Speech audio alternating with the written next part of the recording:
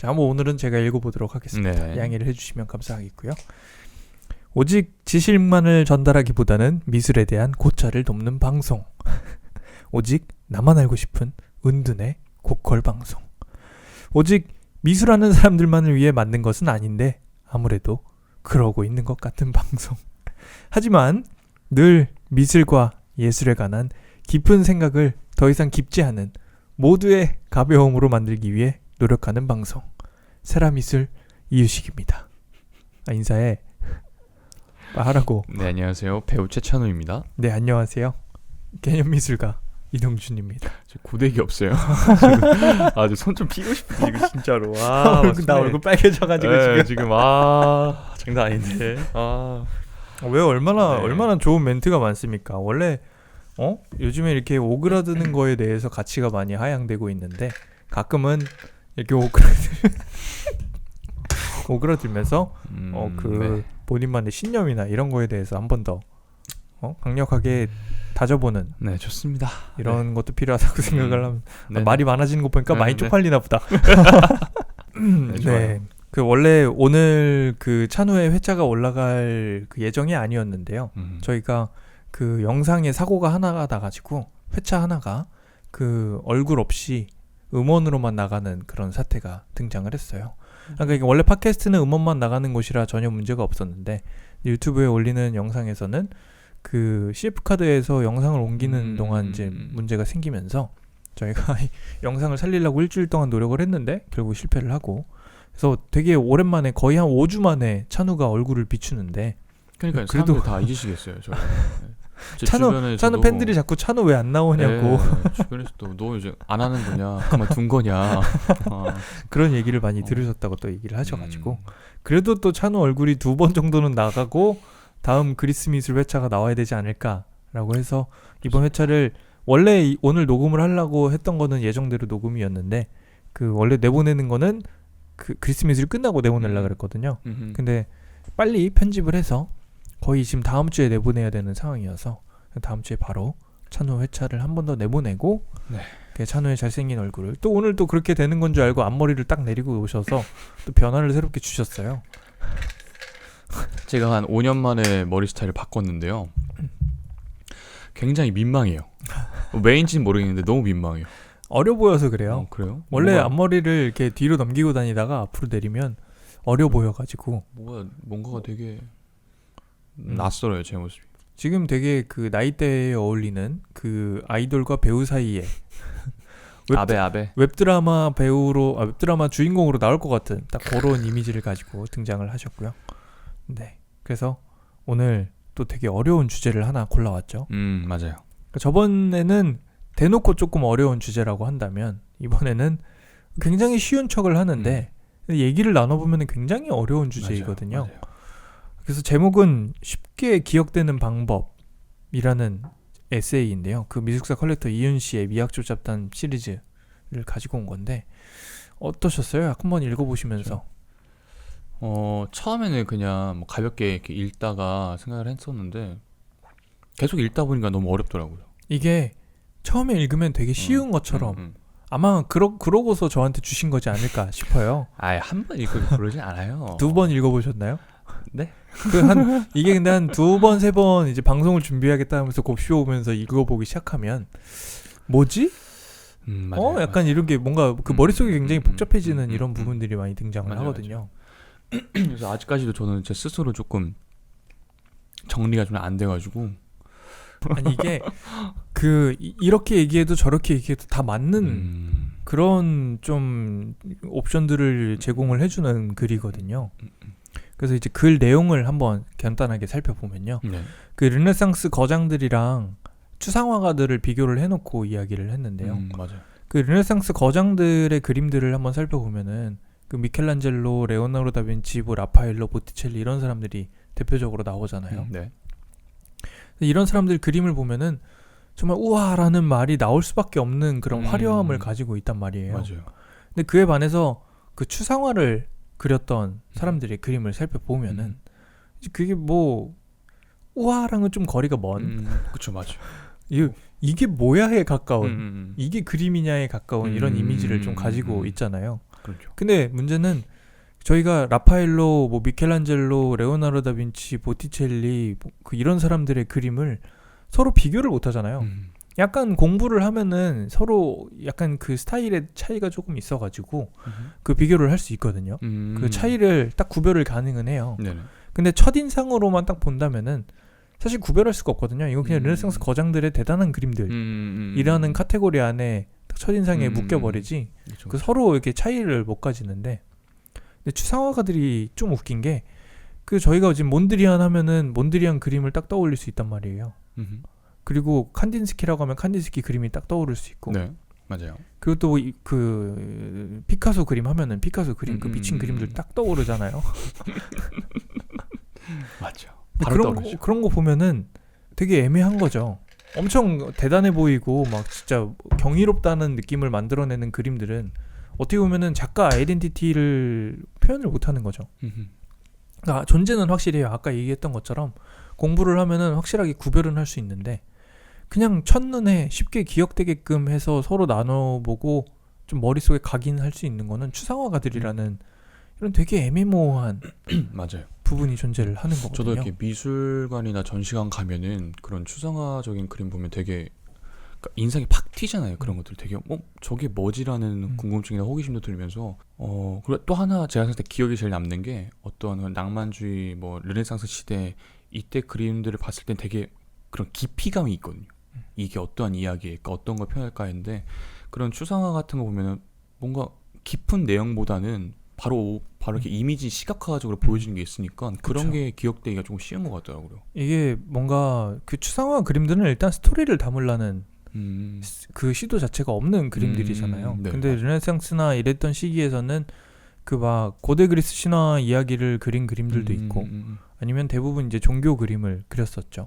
그렇죠. 그래서 그런 부분들에 대해서 존재를 하는 거기 때문에 스토리를 찾아 헤매는 건 이제 거의 불가능한 거죠. 추상화에서 스토리를 찾아 헤맨다? 이건 진짜 미친 소리인 거죠. 그래서 막 그런 거 막 있잖아요. 그 가끔 뭐 영화나 이런 소재에서 사기 영화나 이런 거에서 볼 때 이제 화가 인척을 하면서 사기꾼이 막 그 그림을 막 열심히 그리잖아요. 이렇게 저렇게 붓을 던지고 막 하면서 갤러리나 이런 사람들이 와가지고 이 검은색에서 뭐가 느껴지고 맞아요. 이게 뭐가 느껴지고 그러니까 사기 당하는 겁니다, 그게. 그래서 저도 그런 게 좀 궁금해요. 이렇게 그렇게 말을 하는 사람들이 있잖아요. 정말 뭔가 느껴져서 그렇게 말을 하는 걸지. 개인적으로 그런 식으로 정하는 화가들이 있대요. 그 칸딘스키는 사실 그런 식으로 했다라고 하거든요. 각각의 색에다가 뭔가 의미를 자기가 담은 다음에 정리를 해가지고 그걸 책으로도 냈다라고 이야기를 하거든요. 그 감정이라는 것에 대하여인가 이런 책도 냈었어요. 근데 이게 뭔가 학문적으로 대단한 가치를 있다라고 생각은 하지, 생각을 하는 게 아니라 제가 판단하는 게 아니고요. 네네. 그런 식으로 학계에서 인정을 해주는 이런 대단한 글은 아니지만 그런 식으로 자기의 신념이 확고했다라는 거 하나는 정말 존재를 하는 건데요. 근데 이게 내가 그렇게 생각을 하고서 했던 거지 남들한테도 그렇게 받아들여질 거라고 생각을 했을까라는 생각이 들기는 하거든요. 맞아요. 또 하나 그냥 궁금한 건데 그 막 이렇게 물감을 이렇게 한 방울 톡 해서 이렇게 퍼지는 그런 것도 되게 있잖아요. 그런 거를 보고도 저게 뭔가 있어 이렇게 생각을 하나요? 저요? 네. 저는 아니죠. 뭐 다른 사람들이나 그 이제 그림이나 이런 거에서 하시는 분들은 그렇게 생각하시는 분들이 계시긴 하죠. 다른 작가분들이. 저는 그게 사회적인 이해를 받을 수는 없는 부분이라고 생각을 하거든요. 그래서 사실 저는 그걸 이해를 못해요. 저도 미술을 하지만 그 막 뭐 점이나 이런 걸 보면서 막 그분들이 이제 이런 표현을 많이 하세요. 그림에는 정말 뭔가가 있는 것 같아. 이런 표현을 되게 많이 해주시거든요. 네네. 근데 저는 그게 굉장히 대화에 도움이 되지 않는 표현이라고 생각을 해요. 그림에 뭔가가 있는 것 같은 거에 대해서 대화를 하고 싶다면 그 뭔가에 대해서 뭔가 같이 얘기를 해줘야 되잖아요. 그렇죠. 나는 그게 궁금하단 말이에요. 실제로 네네. 다른 작가들이 어떻게 생각할까에 되게 궁금해하는 사람이잖아요. 그럼 그거에 대해서 얘기를 좀 해줬으면 좋겠어요. 진짜 그러면 그게 뭐예요, 누나? 막 이렇게 물어본단 말이에요. 잘 이렇게 말로 표현은 잘 안 되는데 정말 뭔가가 있는 것 같아. 그럼 이제 이거 제가 뭐 어떻게 하겠습니까? 그런 게 존재를 하는 거거든요. 근데 물론 지금 추상화가 약간 그런 상태인 거고, 요 당시에는 근데 추상화가들이 이 추상화를 그렸던 이유들이 존재를 했었어요. 그러니까 뭔가 지금 이렇게만 듣고 있으면은 추상화가들은 노력을 정말 하지 않고 그냥 이렇게 붓이나 던지고 선이나 그리고 있고 이런 사람들 같지만 그 몬드리안만 살펴봐도 그 그림이 그렇게 단순해지기까지의 과정이 존재를 하거든요. 이 사람의 일생을 살펴보면은. 처음에 이 사람이 대표적으로 그 그림이 무너지는 과정을 얘기를 할 때 몬드리안이 되게 많이 등장을 하는 게 이 사람이 나무를 그렸는데요. 나무 한 3개 그림 정도가 등장을 하는데 처음에는 형태가 다 있는 나무가 등장을 해요. 근데 그 다음에는 형태가 조금 무너져서 각이 조금씩 져지는 나무가 존재를 하거든요. 그 다음에는 직선으로만 그려진 나무가 등장을 하면서 이제 나무가 점점 무너져가는 모습이 등장을 하는 거죠. 근데 이 당시에는 사실 미술가들이 더 이상 정밀 묘사를 그려봤자 뭔가 인정도 못 받고 사진기랑 이런 것들이 등장하던 그런 시기이기 때문에 어떻게 보면 이 사람들은 살아남기 위해서 노력을 하면서 점점 뭔가 색다른 그림을 찾아가기 위해서 노력을 했던 거기도 하거든요. 그래서 노력을 되게 안 한 것처럼 보일 수는 있는데 그 르네상스 시기에 거장들이 했던 노력과는 굉장히 다른 형태의 노력을 했던 거죠. 맞아요. 그 당시에 새로운 화풍이라고 해야 되나? 그죠. 약간 이런 화풍? 걸 한다라는 게 결코 쉬운 게 아니니까 참. 그래서 약간 그 왜 르네상스 정밀 묘사 이런 그림이랑 이런 추상화를 얘기를 할 때 어떻게 보면 둘 다 그림이라는 카테고리 안에 존재를 하잖아요. 네.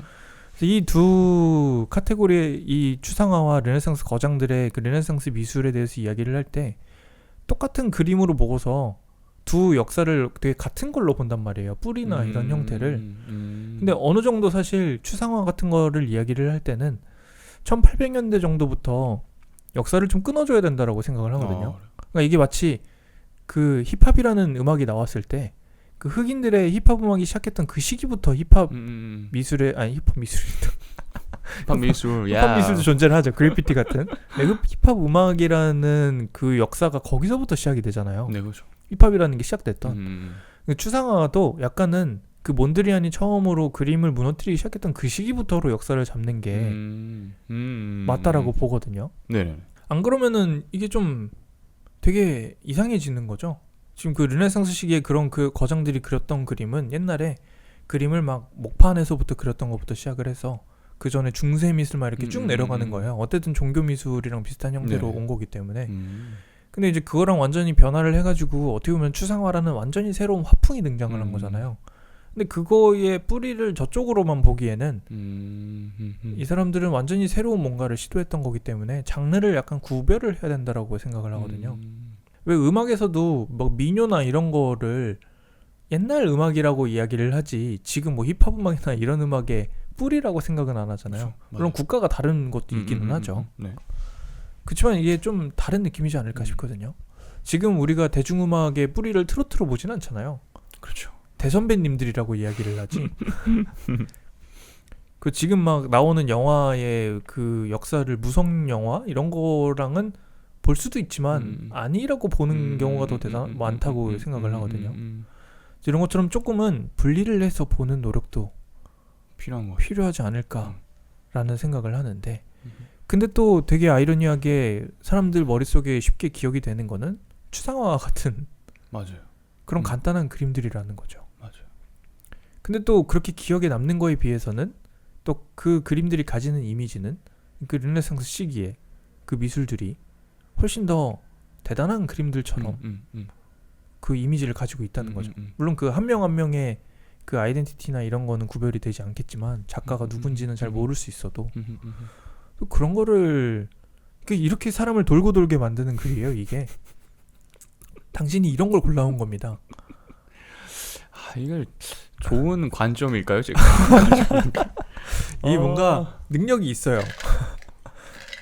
거기 되게 쉬운 거 많거든요. 막 데미안 허스트가 막 상어 바뀌고 이런 거는 왜 안 고르는 거야?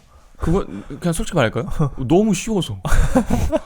너무 간단하니까 오히려 이제 그걸 아니 그것도 얼마나 재밌게 얘기할 거리가 많은데 왜 이렇게 그림 저번에 막 같이 흘러가고 막 사람 죽고 막 이러는 이야기. 사실 제가 이걸 선택한 가장 큰 이유는 뭐냐면 제목이 끌렸어요. 쉽게 기억되는 방법이라는 거에 끌렸어요. 근데 모든 예술가들이 사실 꿈꾸는 부분이긴 하니까요. 그러니까 뭐 추상화를 그린 작가들, 화가들 해야 되나요? 작가, 화가, 예술가들, 예술가들, 그 르네상스 시대 때 있던 그런 어떤 그런 그림을 그린 예술가들 다 노력을 하고 뭔가 그쵸. 그들만의 어떠한 인내와 끈기와 그 고통의 시간이 있어야 할 텐데, 제가 이 제목을 끌렸다 했던 이유도 딱 그거거든요. 분명 다 같은 노력과 같은 시간과 같은 정성을 쏟았을 텐데 기억되는 것들은 아무래도 이런 추상화적인 그림이 사람들 인식이 딱 박혀버리니까 뭔가 조금 되게 쉽게 기억되지. 근데 제가 또 곰곰이 생각해보면은 이거는 미술관에 전시 갔을 때 일순간 봤을 때 기억이 딱 각인이 남지만 그쵸. 시간이 지나면서는 이쪽 분야가 훨씬 더 인상이 많이 남더라고요, 기억적으로. 그쵸. 그래서 이 쉽게 기억되는 방법이, 그렇다고 이제 이런 어떤 화풍을 그리는 작가들이 대중들을 위해서, 대중들에게 기억이 남기 위해서 절대 그림을 그리는 건 아닐 텐데, 근데 어쩔 수 없이 뭔가 되게 기억되고 싶잖아요, 사람이. 사실은 그쵸. 완전히 뭔가 그렇죠. 내 작품이 하나라도, 그러니까 그런 게 진짜 아이러니해요. 진짜 아이러니한 거 같아요. 이게 진짜 저도 되게 애매하다는 생각이 많이 드는 게, 저도 사실 지금 이 부분에 대해서 정리가 많이 안 돼 있는 상태이긴 하거든요. 어쨌든 르네상스 시기에 그 거장들도 노력을 정말 많이 했어요. 그쵸. 그러니까 방금 그 몬드리안 이 사람이 그 무너뜨리기 위해서 노력을 했던 것처럼 르네상스 시기에는 원근법이라는 게 처음으로 등장을 하거든요. 네. 입체감이라는 게 원래 존재는 했었어요. 그러니까 왜 뒤에 있는 그 배경에 있는 건물이나 이런 게 점점 작아지고 이런 소실점이 생긴다 그러거든요. 네. 저 끝에서는 없어지고 이런 게 원래는 존재는 했었는데, 이게 각 잡아가지고 딱 정말 수학적으로 계산된 형태로 존재를 하진 않았던 건데, 그거를 이제 르네상스 시기에 발견을 한단 말이에요. 그러니까 건축가 한 명이 그거를 발견을 해서 이제 그림에다 도입을 하고, 건축가가 발견을. 건축가가 그 전까지만 해도 도면이라는 게 정말 눈대중으로밖에 그릴 수 없었던 거예요. 그러니까 이렇게 눈대중으로 그려놓으면은 이제 정말 눈대중으로 맞춰서 했어야 됐던 건데, 이거를 그 수치화시킬 수 있는 방법을 찾아낸 거죠. 그래서 그 왜 지금 뭐 배율이라 그러잖아요. 몇 배 축소해가지고 그려놓으면은 나중에 배율만 높이면 되게끔 이거를 찾아내요. 그래서 이게 갑자기 이름이 기억이 안 나는데, 그 왜 닌자 거북이에서 닌자 거북이 이름이 다 르네상스 거장들 이름인 거 아세요? 아니요. 르네상스 그 미켈란젤로, 그리고 라파엘로, 또 한 명이 레오나르도 다빈치, 한 명이 이 사람인데 이 사람이 진짜 유명하네. 왜 갑자기 기억이 안 나지? 잠깐만, 편집 찾았어. 브루넬레스키입니다. 브루넬레스키. 편집 안 해도 괜찮아요. 제가 어차피 모르는 거는 모르는 걸로 나가는 거죠. 그렇죠. 역시 고품격 방송이네요. 이렇게 허를 찌르는데? 있는 그대로 보여준대요. 그럼 품격 있는 사람. 그 브루넬레스키라 그래가지고 그렇게 닌자 거북이에 4명의 이름이 나온다고 하더라고요. 저는 사실 닌자 거북이를 안 봐가지고 잘 몰라요. 네, 몰라요. 그렇게 그 정도로 사실 4대 거장으로 하면은 보티첼리보다는 이 브루넬레스키가 좀 더 등장을 하는. 왜 웃어? 정신 차려요. 정신 차릴게요. 정신 차리세요. 이거 이름이 너무 많아서 그래요, 이 시기에. 이 사람이 그 피렌체에 있는 두오모 돔도 이 사람이 짓고, 그 전 세계에서 그 당시만 해도 2번째인가 3번째로 가장 컸었던. 근데 그 다음으로 큰 게 바티칸 내성당에 있는 그 돔이 그 다음으로 큰 건데, 그건 미켈란젤로가 했다고 알고 있고요. 근데 어쨌든 그 정도로 4대 거장으로 치는 이 사람들이 그 그림을 발전시키기 위해서 정말 노력을 많이 했단 말이에요. 그래서 지금 아까 뭐 눈으로 보면은 서로 구별이 잘 안 된다라고 하기는 했지만, 그 보티첼리는 선이 확실한 걸로 유명하고, 레오나르도 다빈치는 그 모나리자에서 보면은 선이 오히려 흐릿한 걸로 유명해요. 맞아요. 선이 흐릿해가지고 환상적인 느낌을 만들어내면서, 근데 사람이 시각적으로 흐릿하면은 알아서 머리에서 상상을 한대요. 그러니까 선이 확실하면은 애니메이션처럼 느껴지는 거죠, 오히려. 근데 선이 흐릿하면은 머릿속에서 조금 더 상상을 해가지고 오히려 그게 더 현실적으로 보인대요. 그런 효과가 존재를 한다라고 하거든요. 그래서 뭔가 되게 환상적이면서 현실적인 느낌을 내는 게 그런 느낌이라고 하는데. 그럼 저도 프로필 다시 찍어야 될 것 같아요. 왜? 좀 흐리게 해가지고 이제 좀 더 괜찮다. 사진은 좀 다른 것 같아. 그래서 왜 동물 그림 그릴 때 서양에서는 독일에서 동물 그림을 그렇게 잘 그린다라고 옛날에 유명했었거든요. 독일에서 강아지 그림이나 이런 걸 그릴 때 선을 확실하게 그리지 않고 왜 펜붓으로 이렇게 날린다 그래요. 이렇게 이렇게 쫙 펴져 있는 이런 부채꼴 같은 붓이 있어가지고 그걸로 이렇게 날려주거든요. 마지막에 마르기 전에.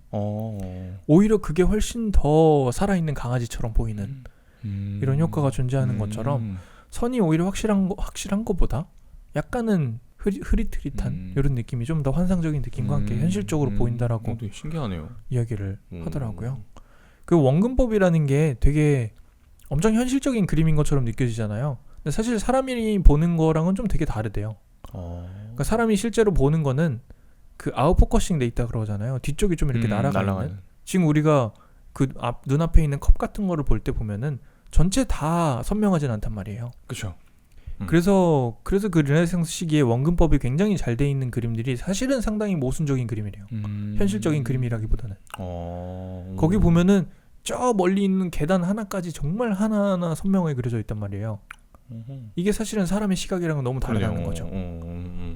그래서 오히려 지금 아웃포커싱 된 사진이나 이런 게 우리 눈에 조금 더 이렇게 확 뭐지? 이렇게 느껴지는 게 그게 오히려 더 우리가 보는 시각이랑 비슷한 느낌도 있어서 그런 거라고 이야기는 하더라고요. 되게 신기하네요. 그건 몰랐어요. 그렇죠. 그래서 엄청 현실적으로 그리기 위해 노력했다라고 생각이 되지만 우리가 보는 눈의 현실적인 거랑은 조금 다른 형태로 노력을 했던 형태가 존재를 하는 거죠. 그래서 오히려 그 인상주의나 이런 시기에 약간은 날려서 그렸던 이런 상태 있잖아요. 네네. 형태가 좀 대충 존재하고 이러는 거. 오히려 풍경화 그릴 때는 그게 맞는 걸 수도 있는 걸 수도 있죠. 그래서 옛날에 사실 이거 다솜양이 처음에 그 장난으로 그런 얘기를 해서 제가 공부를 좀 덜 했을 때 인상주의 화가나 이런 사람들이 사실은 눈이 안 좋았던 거 아니냐. 그냥 눈이 좀 안 좋아서 그렇게 그린 거 아니냐라고 장난스럽게 얘기했었는데 제가 살짝 말도 안 되는 소리 하지 마 약간 이런 생각을 했었거든요. 그때 얘기를 막 했었거든요. 말도 안 되는 소리 하지 말라고. 그거 아무리 그래도 그렇지 그렇겠냐고. 근데 지금 생각해보면 진짜요? 아니 근데 그거 진짜 아닐 수도 있죠. 그럴 수도 있겠다라는 생각이 한 번씩 들긴 하더라고요. 왜요? 어떤 것 때문에요? 그냥 정말 눈으로 보이는 대로 열심히 그렸을 수도 있는 거죠. 그분들한테는 인상적으로 그리려고 노력한 것도 있지만. 그러니까 물론 이거는 그냥 그거예요. 되게 개인적인 새로운 아니야 하지마. 야 그렇게 공식화 시키지 마. 아니요. 오케이. 원래 막 인상주의 그림은 근데 색감이나 이런 거를 조금 보색이나 이런 거를 사용을 한다고 하거든요. 그런 색을 사용을 하면서 원래는 노란색인데 다른 색으로 보이기도 하고 하는 이런 걸로 하면서 인상을 주기 위해서 노력을 하는 것도 있대요. 그래서 이게 그 사람이 의도했을까 아닐까라고도 생각을 하지만 어쨌든 그 부분을 이해하고 그렸을 거라는 생각이 이게 약간 정설처럼 이야기되는 부분이기도 하거든요. 그래서 약간 그림이라는 게 어떻게 보면은 원근법이나 이런 걸 지키고 이러는 게 무조건 현실적인 거라고 생각을 할 수 있지만 정말 현실적인 게 무엇일까에 대해서 생각을 해보면은 우리가 당장 보는 시각에 대해서도 다시 한번 생각을 해봐야 되는 이런 부분도 존재를 하는 거거든요. 그래서 우리가 사실 예술가들이 자기 작품을 위해서 뭘 노력을 해야 될지는 진짜 애매한 건 거예요. 나는 정밀묘사를 위해 노력을 할 거야 라고 하는데 정밀묘사 안에서도 너무 다양한 거죠. 지금 방금 우리가 얘기했던 시각을 제시를 하면은 그 정밀묘사라고 생각하지 않았던 그 인상주의의 막 흐릿흐릿한 그림들이 더 정밀묘사처럼 이해가 될 수도 있는 거잖아요. 맞아요. 이렇게 아다르고 어다르고 네가 이런 걸 골라온 겁니다. 이게 과연 좋은 능력일지 이게 뭔지 왜 그랬을까요? 내가 왜 그런지 이유를 알았어 방금. 어그로를 잘 끌었네. 제목 어그로. 제목이 어그로를 끌어서 이걸 골랐다. 쉽게 기억되는 방법. 근데 그 진짜 이게 제목도 그렇고 내용 자체도 그렇고 진짜 쉬워 보이긴 하잖아요. 쉽게 기억되는 방법. 얼마나 제목도 쉬워 보여요. 그렇지. 그래서 고른 것 같은데. 아니에요. 절대 그런 의미 있어서 그런 거 아니에요. 뭐가요? 몰라요. 뭐 어떤 거 얘기를 하는 거예요? 네 말의 의도가 뭔데요? 이게 되게 애매한 거예요. 막 그 예술가들이 노력을 한다라고 이야기를 하면은 연습실에서 열심히 연습하고 화가들은 자기 작업실에서 열심히 그림 그리고 이런 이미지가 떠오르잖아요. 근데 이 노력이라는 게 뭘까에 대해서 저는 되게 고민을 많이 하게 되긴 하더라고요. 특히 저는 그림을 막 열심히 그리는 화가도 아니고 뭐 개념미술가라는 이상한 타이틀을 하나 달고서는 좀 이상하긴 해요. 그것이 맞는 말이긴 해요. 이상한 타이틀을 하나 달고서는 라디오 방송하고 앉아 있잖아요. 그런 어떠한 이런 것도 노력으로 치자면 노력을 친다는 건데 또 다른 시각으로 보면은 너 미술가가 뭐 하고 있니? 약간 이런 형태가 될 수도 있는 거죠. 맞아요. 저를 딱 지금 든 생각인데 제가 1학년 때 항상 학교를 나가서 매일매일 연습을 했거든요. 빼먹지 않고 이게 내가 노력이고 해야 되는 일이니까. 근데 시간 지나고 지금에 있어서 조금 후회가 되는 게 뭐냐면 과연 그게 노력이었을까라는 생각을 해요. 되게 어떻게 보면 당연한 거였을 텐데 그게 노력인가? 이런 생각이 좀 많이 들더라고. 맞아요. 요즘 시대 예술 일들이라는 게 연기를 잘한다는 거에 대해서도 되게 고민을 많이 하게 되잖아요. 잘한다는 게 일단 잘한다는 게 뭘까에 대해서부터 생각을 좀 많이 해봐야 되는 것 같아요. 맞아요. 저 같은 경우는 연기 제가 나와서 하는 말이지만 저 같은 경우는 제 기준으로서 사실 사람들이 연기를 잘한다라고 이렇게 뭔가 판단하는 근거가 되게 많잖아요. 되게 많고 많은 가치관이 있는데 제가 한 가지만 명심하고 가고 싶은 거는 연기를 못하는 건 바로 알아채요. 진짜 근데 그건 그래. 뭔가 와 잘한다 이거를 판단하기 힘들지만 저 좀 이상한 데는 바로 친단 말이죠. 그래서 저는 그런 사람만 되지 말자. 거기서 되게 괜찮은 모토인 것 같은데. 거기서 약간 피하자. 최소한대로 어디서 그 느낌만은 피하자. 어디서 연기 못한다라는 지적 안 듣게끔 하고 있으면은 계속 꾸준히 하던 대로 하면 좀 나아지지 않을까. 되게 멘탈이 강력해지는 그쵸. 방법 중에 하나인 것 같은데. 왜냐면은 이게 현실적으로 지금 제 나이에서 연기를 해도 얼마나 뭘 잘하겠어요. 근데 정말 신기하게도 못하는 건 바로 눈치를 챈단 말이죠, 사람들. 그렇죠. 그래서 그것만은 면하자. 그런 말만 안 듣게 노력을 하자. 그렇죠.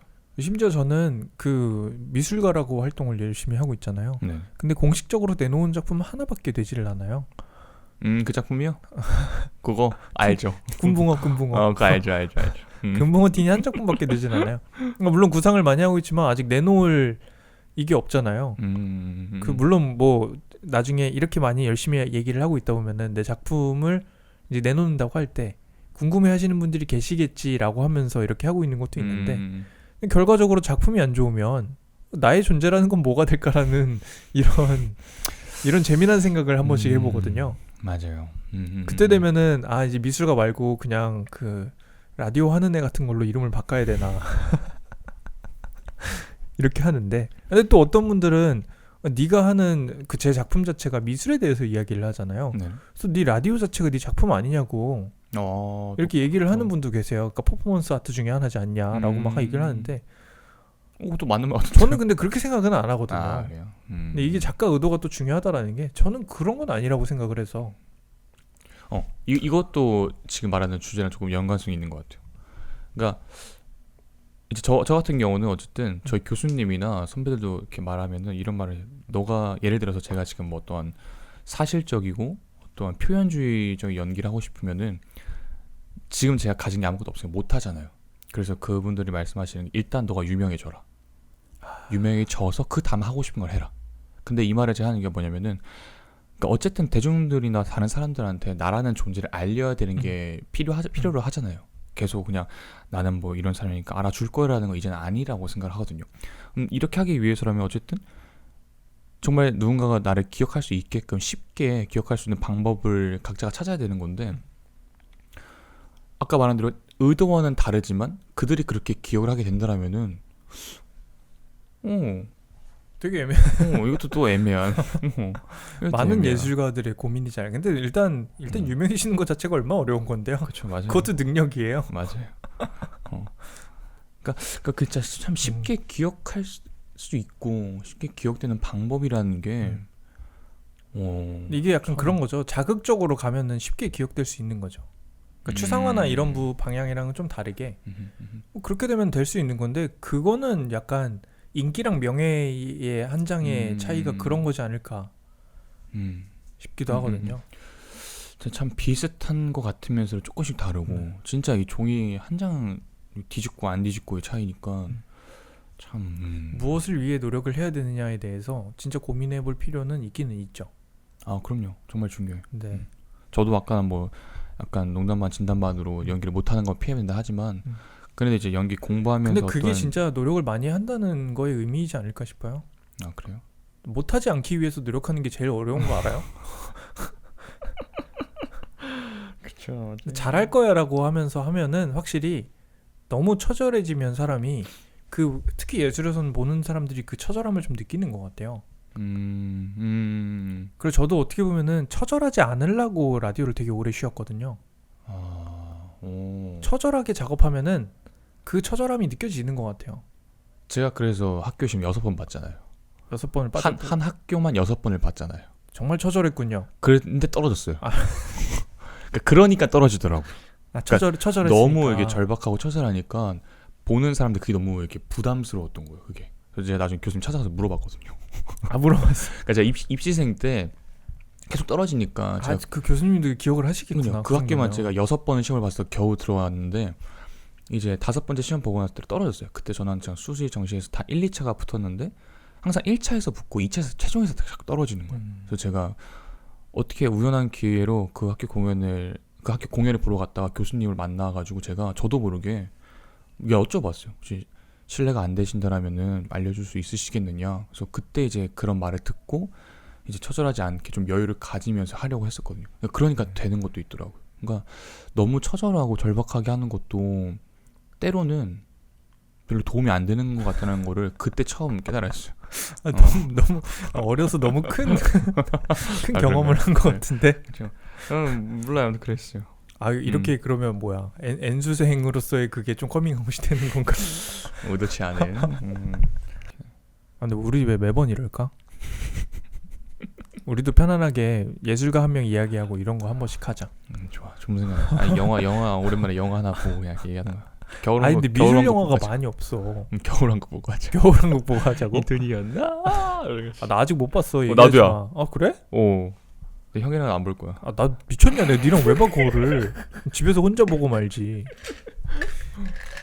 네, 갑자기 예술가 개개인의 이런 노력으로 오면서 모든 저희 나이 때의 그 예술가들이 다 한 번씩 하는 고민이지 않을까 싶어요. 맞아요. 더 이상 할 얘기가 없는 것 같아요.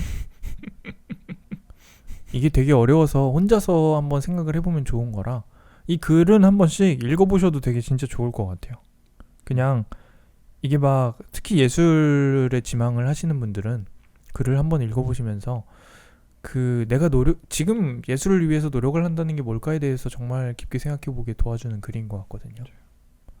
또 제일 어떻게 보면 되게 좀 중요하다고 생각을 하는 게 모든 각각 예술가 분들이 본인들이 하고 싶은 게 있고 이런 어떤 신념들이 있잖아요. 근데 이거를 봐주는 사람들은 대중들인데 맞아요. 그들의 마음에 들기 위해서 하는 것도 아니라고 저는 생각을 하거든요. 아까 제가 초반에 언급을 했는지 잘 기억이 안 나는데 추상화를 보러 갔을 때 되게 시각화가 되어 있다 보니까 한눈에 딱 기억이 돼요. 근데 시간이 지나면은 저도 모르게 되게 의미적인 거를 이렇게 찾게 되더라고요. 그래서 결국에 저한테 기억이 남는 거는 그 르네상스 시대에 있었던 그런 미술들이 저는 기억에 좀 많이 남거든요.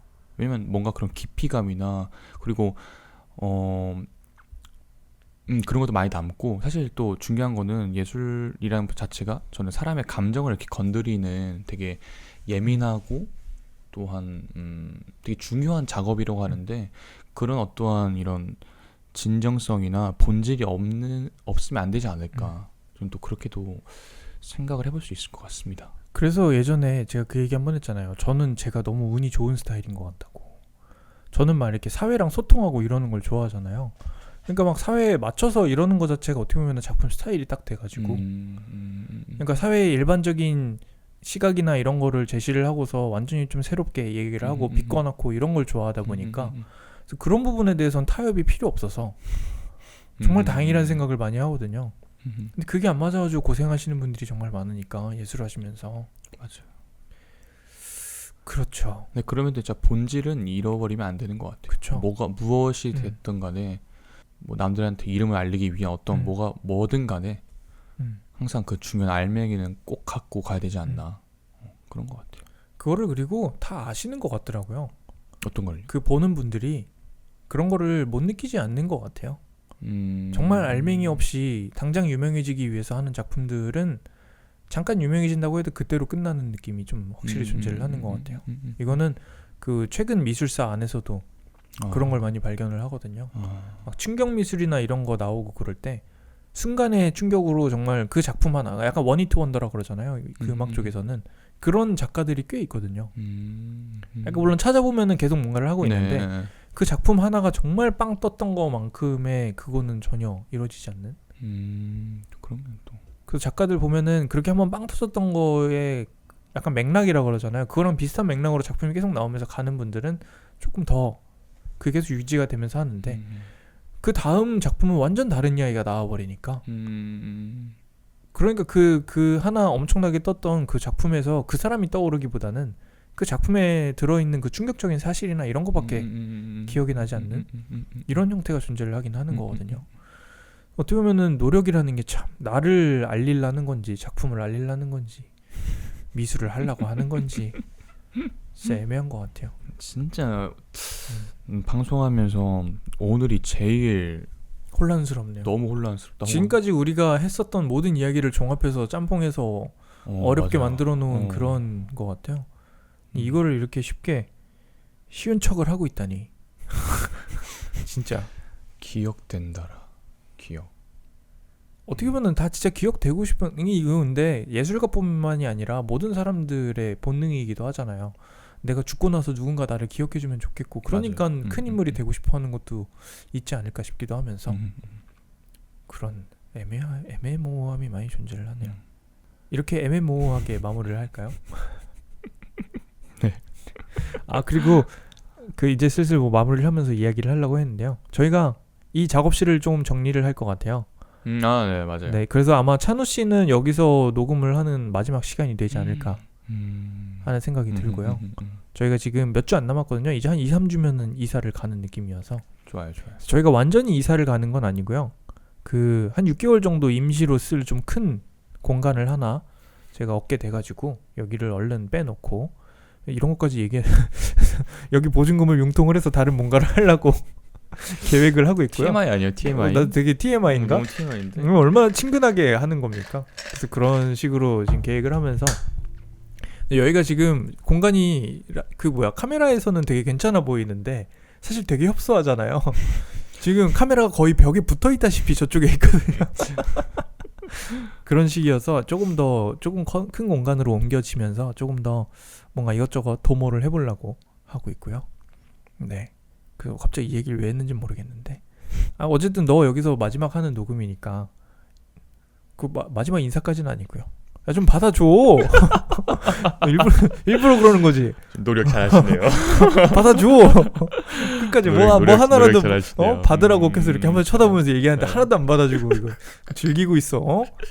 보고 싶었어요. 어디까지 하는지. 이제 어느 선까지 노력하는지. 노력 잘하시네. 결국엔 앙탈을 부리게 되잖아. 받으라고. 네, 어쨌든 그렇다는 거 하면서 다음 주에는 이 시작 멘트를 찬우 씨한테 또 한번 시키면서 하도록 하고요. 그래서 이 다음으로는 그리스 미술에 대해서 조금 더 시작을 하고 그리스 미술은 최대한 짧게 짧은 편으로 끝내려고 해요. 이게 너무 길어져도 지루해 하시는 것 같더라고요. 그 정말 알맹이만 탁탁탁 뽑아서 딱 몇 편 하고 또 다음 이야기로 넘어오도록 하고요. 오늘은 여기서 마무리를 할까요? 마무리에 이 멘트 한번 할까? 아니 그래. 그냥 딱. 네. 자 그러면 저는 지금까지 혼란에 빠져서 혼란스럽게 이야기를 했던 개념미술가 이동준이었고요. 저는 지금까지 당황함에 빠져서 당황심을 그대로 말했던 배우 최찬우였습니다. 잘 봤는데? 다음 주에 찬우 씨는 그 그리스 미술 편이 끝나고 뵙도록 하고요. 네. 저는 그리스 미술 편과 함께 찾아뵙도록 하겠습니다. 안녕. 안녕. 안녕.